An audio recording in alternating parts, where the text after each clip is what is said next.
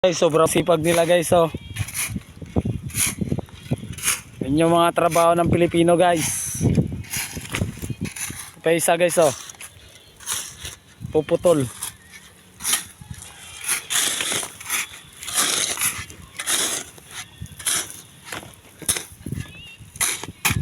Eh, nag-okay sila guys.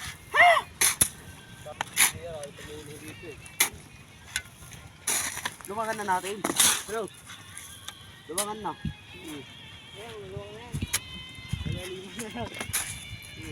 Ganyan na kalaki. And guys, ang hindi mag-subscribe guys, babao namin dyan. Ang lamig ng panahon guys.